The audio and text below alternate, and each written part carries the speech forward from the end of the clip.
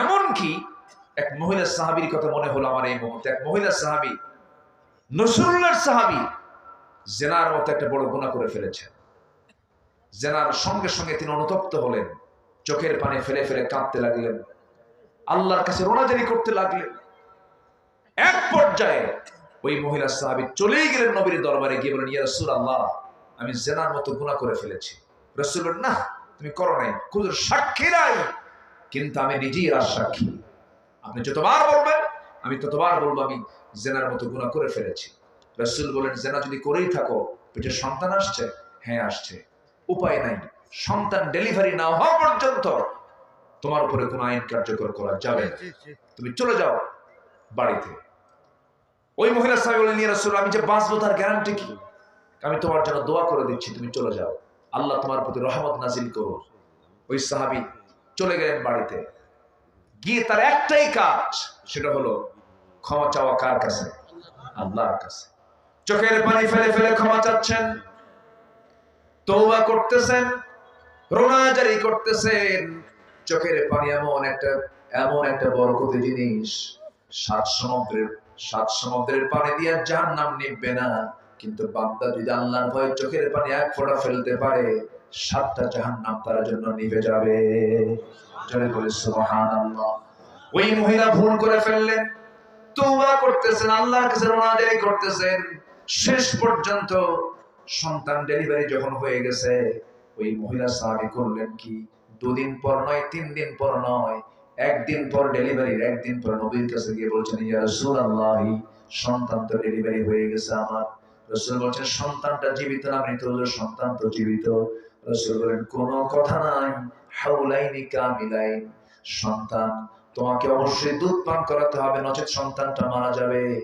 সন্তানের দুধ খাওয়ানো পর্যন্ত তোমাকে এই অবস্থায় রাখতে হবে। মহিলা বলছেন, ইয়া রাসূলুল্লাহ, আমি যে বাঁচবো তার গ্যারান্টি কি? রাসূল বলেন, আমি কিচ্ছু বলতে পারবো না, যাও তুমি তোমার সন্তানের তুমি লালন পালনের দায়িত্ব গ্রহণ করো। মহিলা চলে গেলেন, সন্তানকে দুধ খাওয়াচ্ছেন, অন্য খাবারের প্র্যাকটিস করে তোলে। 6 মাসের মাথায় টোটালি দুধ বন্ধ করে দিলেন। আমার বন্ধুগণ, রাসূলের সামনে একজন আসামি এসে সমস্ত দোষ স্বীকার করতেছে, তাকে রাখার জন্য জেলখানার প্রয়োজন হলো না, তাকে ধরার জন্য পুলিশও লাগলো না। ওই বান্দাগুলো একমাত্র ভয় করেছেন কাকে? একটা আদর্শ নাগরিক তৈরি করার জন্য নাগরিককে সবার আগে ভয় ঢুকায় দিতে হবে। কার ভয়? রবের ভয় না রবের ভয়? প্রশাসনের ভয় না আল্লাহর ভয়? আমার ভাইয়েরা, শেষ পর্যন্ত কি হলো? সন্তান 6 মাসের মাথায় নবীর সামনে নিয়ে আসলেন। নবীর সামনে নিয়ে এসে বলছেন, হুজুর, এই যে সন্তান দুধ খাওয়া ছেড়ে দিয়েছে, আপনি আমাকে তৃতীয়বারের মতো আর ফেরত দিবেন না? নবীজি কেঁদে কেঁদে বলছেন, ও সাহাবীরা, এই মহিলাকে নিয়ে যাও, সন্তান আমার হাতে তুলে দাও। আমার নবীজি সন্তানটা হাতের মধ্যে উঠায় নিলেন, বলছেন, ও সাহাবীরা, এই সন্তানের লালন পালনের দায়িত্ব যে বান্দা গ্রহণ করবে, আমি রাসূল এবং সেই সাহাবী জান্নাতের মধ্যে 2 নখের দূরত্ব অবস্থান করব। সঙ্গে সঙ্গে একজন সাহাবী এসে দৌড় মেরে নবীর কাছ থেকে সন্তান নিয়ে চলে গেছে। রাসূল বলেন, ও সাহাবীরা, এই মহিলাকে নিয়ে যাও, উন্মুক্ত মরু প্রান্তরে বুক পর্যন্ত পুঁতে রেখে পাথর মেরে শেষ করে দাও। ফারজুমুহুমা নাকালাম মিনাল্লাহ। নবীজি অর্ডার দেন, কিন্তু নবীর চোখে পানি। নবীর মধ্যে দয়া মায়া সবচেয়ে কম না সবচেয়ে বেশি? সবচেয়ে কম না সবচেয়ে বেশি? আমার নবীজি কেঁদে ফেলে দিলেন, সাহাবায়ে কেরাম তাকে নিয়ে চলে গেল। সাইয়েদনা আলী বলেন, আমরা যখন ওই মহিলাকে পাথর মারছিলাম, ওই মহিলার কিছু রক্ত আমার গায়ে এসে লাগছিল। তিনি ভর্ৎসনা করলেন, তাকে লানত করছিলেন, ভর্ৎসনা করছিলেন। আমার নবীর কাছে এসে যখন বললেন, হুজুর, ওই মহিলার নাপাক রক্ত আমার গায়ে এসে লাগছিল। এমন অবস্থায় রাসূল বলেন, আলী, তুমি কার রক্তকে নাপাক রক্ত বলো তুমি কি জানো? আমার ওই সাহাবীর রক্ত জমিনে পড়ার পূর্বে আল্লাহ তাকে জান্নাতের মেহমান বানাইয়া দিয়েছে। জোরে বলি সুবহানাল্লাহ, আরো জোরে বলি সুবহানাল্লাহ। পাপীকে ঘৃণা করব না পাপকে ঘৃণা করব? পাপীকে ঘৃণা করা যাবে না, কারণ কোন পাপীকে আল্লাহ মাফ করে জান্নাত দিবেন আপনি কি বলতে পারবেন নাকি? ঈমানদার বেঈমান হয়ে মারা যেতে পারে, আবার বেঈমান ঈমানদার হয়ে মারা যেতে পারে। আমার নবীজি করলেন কি? আমার নবীজি বলছেন, ও সাহাবী আলী, যা বলেছো, ওই মহিলার জানাজার দায়িত্ব আমি কাউকে দেব না, আমি রাসূল নিজে জানাজা পড়ায় দেব। আমার নবীজি জানাজার দায়িত্ব গ্রহণ করলেন। জানাজা শেষ করে বলছেন, সাহাবীরা, এই মহিলার জীবনের শেষ সময় পর্যন্ত যে পরিমাণ তওবা করেছে, এই তওবা যদি মদিনার 70 জন গুনাহগারদের মাঝে যদি বন্টন করে দেওয়া হতো, প্রত্যেকের গুনাহ মাফ করে আল্লাহ তাআলা প্রত্যেককে 70 জনকে জান্নাত দিয়ে দিতে। আমার ভাইয়ের, এই জন্য আমরা মাফ চাইবো কার কাছে? আজ তো মাফ চাইবো আমরা কার কাছে? ক্ষমা চাইবো আমরা কার কাছে? মাফ করে দেওয়ার জন্য কে আছেন বলেন? আজ তো কে আছেন? আল্লাহ আছেন। আল্লাহ তুমি সবাইকে বুঝার তৌফিক দাও। জোরে বলি আল্লাহুম্মা আমিন। আরো জোরে আল্লাহুম্মা আমিন। শেষ করে দেই? হ্যাঁ, শেষ করব না, আলোচনা চলুক, হুজুর মরুক, সব দিকে তো খেয়াল করতে হবে আমাদের। একটু বসেন, যে যেখানে আছেন। আমি খুব খুশি, এতগুলো মানুষের ভিতর থেকে 2, 4, 5 জন, 50 জন, 60 জন লোক তো উঠতেই পারে। একটু বসেন। আবার আসছে? জি আলহামদুলিল্লাহ, বলি আলহামদুলিল্লাহ। সবাই বসেন। তো জাবিরের বাড়ির কিন্তু দাওয়াতটা শেষ হয়নি, কিন্তু শেষ হয়েছে কি? শেষ তো হয়নি। তাহলে আমি শেষ করে দেই। এদিকে চূড়ান্ত সময় 12টা বেজে যাচ্ছে, সব দিকে আমরা খেয়াল করব। ফজর আছে না নাই বলেন? আমরা খালকুলাল গ্রামকে কি মুক্ত দেখতে চাই? বেনামাজি মুক্ত। মনে আছে আপনাদের? এই যুব সমাজ যারা আছেন, যুব সমাজ, বেনামাজি মুক্ত করতে গেলে যুব সমাজ কি বেনামাজি হওয়া যাবে না? নামাজি হতে হবে। যে সরিষাতে ভূত তাড়াবেন, সরিষার মধ্যে যদি ভূত থাকে তাহলে কি হবে? হবে না। যুবকরা সবাই নামাজি হবে। জোরে বলি ইনশাআল্লাহ। আল্লাহ কবুল করুন। তাদের একটা টিম থাকবে, যে টিম দাওয়াতের কাজ করবে, দাওয়াতের টিম থাকবে। তারা তালিকা করবে এই গ্রামে কোন কোন মানুষের উপরে নামাজ ফরজ, মসজিদে যাওয়া দরকার, তাদের তালিকা করে পর্যায়ক্রমে দাওয়াতের মধ্য দিয়ে তারা মসজিদে নিয়ে আসবে। জোরে বলি ইনশাআল্লাহ। এমন একটা টিম গঠন করার তৌফিক তাদেরকে দান করুন। জোরে বলি আল্লাহুম্মা আমিন। মাহফিল পরবর্তী এই কাজটা আপনারা করবেন, এটা লিস্ট করে রাখবেন। এই মাহফিল পরবর্তী এই কাজটা করবেন, যে হুজুর এই কাজটা করার জন্য মাহফিলে বলে গেছে। দেখবেন মসজিদটা ভরে গেছে মুসল্লি দিয়া, গ্রামটা শান্তিময় হয়ে গেছে। বলি আলহামদুলিল্লাহ। আল্লাহ কবুল করুন। আমি সবার কাছে একটু আরজ রাখবো, কবরস্থানের মাহফিল না, মসজিদ কবরস্থান সব মিলে আলহামদুলিল্লাহ তারা এত সুন্দর আয়োজন করেছে, চতুর্দিক থেকে ঢেকে ফেলেছে। উঠবেন না কেউ, যদি না দেন আপত্তি নেই, কিন্তু দোয়া থেকে কেউ মাহরুম হবো না। কবরস্থানের মাহফিল মানে কি কবরবাসীর জন্য দোয়া করা লাগবে না? আসছেন, আমরা দোয়া করবো। আমি অন্যের জন্য দোয়া করবো, আমার জন্য অন্য দোয়া করবে। আপনি দোয়া করবেন না, আপনি দোয়া পাবেন না। এই জন্য দোয়াটা আমাদের করা জরুরি। সবাই বসেন, সবাই বসেন, কোনো সমস্যা নাই। আমরা অল্প সময়ের মধ্যে দোয়ার দিকে যাব। তো ভিতরে কি চাদর দেওয়া হয়েছিল? চাদর দেওয়া হয়েছিল কি? চাদর দেওয়া হয়নি। একটু চাদরটা দিয়ে দেন, ব্যাগ দিয়ে দেন না, একটু ব্যাগ দিয়ে দেন। ব্যাগ যাচ্ছে, যে যা পারি আমরা কম বেশি যে যা পারবো আমরা দিয়ে দেবো ইনশাআল্লাহ। চাদর যাচ্ছে, ব্যাগ যাচ্ছে, কেউ উঠবেন না দয়া করে। আপনার যাওয়া দাও গো মেহেরবান, আমায় দাও গো মেহেরবান, ধৈর্য ধারণ করার শক্তি দাও গো মেহেরবান, আমায় দাও গো মেহেরবান। বুকের ভেতর ব্যথার নদী বইছে বইছে অবিরাম, বইছে বইছে অবিরাম, ধৈর্য ধারণ করার শক্তি দাও গো মেহেরবান, আমায় দাও গো মেহেরবান। ধৈর্য ধারণ করার শক্তি দাও গো মেহেরবান, আমায় দাও গো মেহেরবান। আধার আমার আলো দিয়ে কানাই কানাই দাও ভরিয়ে, আধার আমার আলো দিয়ে কানাই কানাই দাও ভরিয়ে, অন্তর জোড়ে দাও গো প্রভু, অন্তর জোড়ে দাও গো প্রভু।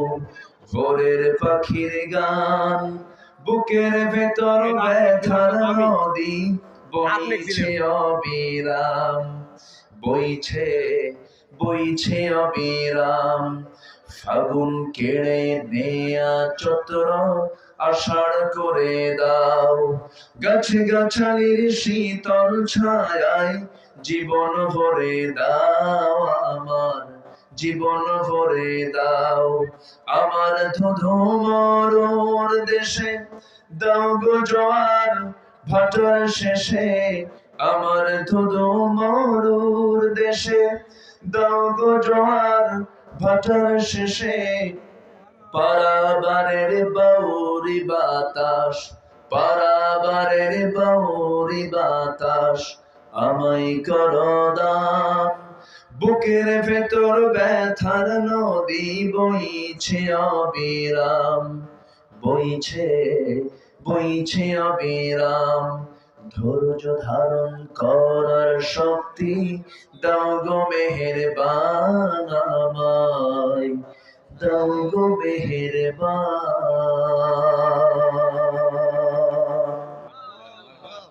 জি, যা হয়েছে বলি আমরা আলহামদুলিল্লাহ। ربنا لا تزغ قلوبنا بعد إذ هديتنا وهب لنا من لدنك رحمة إنك أنت الوهاب। গভীর রাত, নিঝুম রাত, ঝিমানো রাত্রিতে হাজারো মুসলমান নরনারীকে নিয়ে তোমার কালামের তিনটা আয়াতকে সামনে রেখে পাপ কাজের জন্য জাহান্নাম, নেক কাজের জন্য জান্নাত, কোন আমলে জান্নাত কোন আমলে জাহান্নামের শীর্ষক কিছু ভাঙ্গাচুরা কথা বললাম। শেষ সময় এসে তোমার শাহী দরবারে ছোট্ট ছোট্ট দুটা হাত তোমার দরবারে পেতে আছি আল্লাহ, ভিক্ষুকের মতো। দয়া কইরা আল্লাহ তুমি আমাদের জীবনের সমস্ত গুনাহগুলোকে মাফ করে দাও। জনম দুঃখিনী বাপ, জনম দুঃখী বাপ যান যারা চলে গেলেন, জিন্দেগীর গুনাহগুলো মাফ করে দাও, কবরগুলোকে জান্নাতের টুকরা বানায়া দাও। আব্বা আম্মা যারা চলে গেছে সে বুঝে বাপ মাটা কত বড় সম্পদ রে। আব্বা আম্মা যারা চলে গেল, জিন্দেগীর গুনাহগুলো মাফ করে দাও, কবরগুলোকে জান্নাতের টুকরা বানায়া দাও। আব্বা আম্মার জন্য কি দোয়া তাও শিখিয়ে দিয়েছো, দিলটা খুলে হাতটা একটু উঁচু করে আমার সঙ্গে আওয়াজ দিয়ে দিন সবাই আমার সঙ্গে ঠোঁট মিলিয়ে বলুন রব্বির হামহুমা কামা রব্বায়ানি সগীরা, রব্বির হামহুমা কামা রব্বায়ানি সগীরা। ওয়াল্লাহ তোমার দরবারে ফরিয়াদ করি, খালখুলার কবরস্থানে কত মাইয়া শুয়ে আছে, তারা ওলাদরা মাহফিলটার ডাক দিয়েছে, ওই কবরবাসী অপেক্ষা করছে আমার সন্তানগুলো আমার জন্য দোয়া করবে কখন, আমার জন্য দোয়া চাবে কখন, আমার কাছে আমার জন্য দোয়া করবে কখন, আমার জন্য কাঁদবে কখন। আল্লাহ তোমার ওই সমস্ত বান্দারা যারা কবরে শুয়ে আছে, তোমার ওই সমস্ত মৃত বান্দা, ওই সমস্ত প্রজন্মরা তার আওলাদরা আজকে হাত তুলে মাফ চাচ্ছে, দোয়া করতেছে। আল্লাহ আত্মীয় স্বজন যারা এই কবরবাসী যারা শুয়ে আছেন, আল্লাহ যারা আত্মীয় স্বজন শুয়ে আছে কবরগুলোকে জান্নাতের টুকরা বানায় দাও। আয় আল্লাহ তার আশেপাশে যত মাইয়াত কবরবাসী হয়ে আছেন সবার কবরটাকে তুমি আল্লাহ জান্নাতের বাগান বানায় দাও। একদিন তো দুনিয়া থেকে বিদায় নেব, ডান হাতে আমলনামা না আসা পর্যন্ত মরণ দিও না। আমার ডানে, আমার বামে, আমার সামনে, আমার পেছনে যত ভাই, আড়ালে আমার যত মা বোন হাত তুলেছেন, যারা যা চাওয়া তুমি আল্লাহ পাওয়া করে দিও, যারা যার সমস্যা তুমি আল্লাহ সমাধান করে দিও, রোগাক্রান্ত রোগ মুক্ত করে দাও, ঋণগ্রস্ত ঋণ মুক্ত হওয়ার তৌফিক দিয়ে দাও। এক কথায় যারা যার সমস্যা তুমি আল্লাহ দয়া করে সমাধান করে দাও। একদিন তো দুনিয়া থেকে বিদায় হব রে, ডান হাতে না আসা পর্যন্ত মরণ দিও না। আল্লাহ তোমার কাছে ফরিয়াদ করি, অনেক ঘরে প্রাপ্তবয়স্ক মেয়ে আছে, বিয়ের ফায়সালা করে দিও। প্রাপ্তবয়স্ক মেয়ের বাবাদের যত বড় টেনশন, ও আল্লাহ তোমার কাছে ফরিয়াদ করে তুমি আল্লাহ সব পাত্রস্থ হওয়ার তৌফিক দিয়ে দিও। আল্লাহ তোমার কাছে ফরিয়াদ করি, তোমার বান্দাগুলো ভিক্ষুকের মতো কি কি যেন চায়, তুমি তো সবার অন্তরে জানি, সবার অন্তরের খবর রাখো। মেহেরবানি করে সবার মনের নেক মাকসুদকে তুমি দয়া করে কবুল আর মঞ্জুর করে নাও। এই দোয়াটা আমার জীবনের শেষ দোয়া হতে পারে, এই চাওয়াটা আমার জীবনের শেষ চাওয়া হতে পারে। মেহেরবানি করে তোমার পছন্দের বান্দা না হওয়া পর্যন্ত মরণ দিবা না। আল্লাহ তাআলা এই মাহফিলকে বাস্তবায়ন করার জন্য যারা যারা মেহনত করেছেন, শারীরিকভাবে, আর্থিকভাবে, মানসিকভাবে, মেহেরবানি করে তাদের সকল শ্রমকে তুমি আদায় করে কবর আর মঞ্জুর করে নাও। এই দুনিয়াতে আসার তো সিরিয়াল ছিল, যাওয়ার তো কোনো সিরিয়াল নাই। ডান হাতে আমলনামা না আসা পর্যন্ত মরণ দিবা না। আল্লাহ আমাদের হিসাবটাকে কঠিন করো না। হাসিবিনি হিসাবান ইয়াসিরা ইয়া মুকাল্লিবাল কুলুব সাব্বিত কলবি আলা দীনিক। আল্লাহ গো, বাইতুল আকসা অবরুদ্ধ, মেহেরবানি করে মুসলমানদের হাতে তুলে দাও। আল্লাহ 180 কোটি মুসলমানের তলায়, পায়ের তলায় মাটি নাই। মুসলমানদের জন্য ওমরের মতো একজন নেতা তুমি আল্লাহ পাঠাইয়া দাও। কোন দিন দুনিয়া থেকে বিদায় হবো জানি না, টান মেরে বের করে দেবে, যেদিন মরণ হবে রে আমাকে কেউ রক্ষা করতে পারবে না। কবরে শোয়া দেবে, বাঁশ চাপা দেবে। বৃষ্টির দিন কবর পানি দিয়ে ভেসে উঠবে, শীতের দিন ঠান্ডা। কেমন করে থাকবো রে? 24 ঘন্টা যাবে না, মাথার চুলগুলো খসে খসে পড়বে। 3 দিন যাবে না, চামড়া গুলো গোল করে পোকার পেটের খাবার হয়ে যাবে। আমাকে সব ভুলে যাবে, স্মৃতিতে থাকবো না, সব হেরে যাবে সবাই আমার কাছ থেকে। মাত্র 7টা দিন ওই পেটের নারী বলে সব চোখ মুখ কান নাক দিয়ে বের হতে থাকবে। কিম্বত কিমাকার চেহারা হয়ে যাবে। সিগারেটের বসবাস হবে, পোকামাকড়ের বসবাস হবে। 3 মাস পরে দেখা যাবে ওই কবরে, ওই মাটিতে কয়েকটা হাড় ছাড়া আমার কোনো অস্তিত্ব নাই রে। এই তো দুনিয়ার নিয়ম। আল্লাহ তোমার কাছে ফরিয়াদ করি, তোমার পছন্দের বান্দা না হওয়া পর্যন্ত মরণ দিবা না। মরণের সময় যখন চলে আসবে সামানে জারি করে দিও লা ইলাহা ইল্লাল্লাহু মুহাম্মাদুর রাসূলুল্লাহ।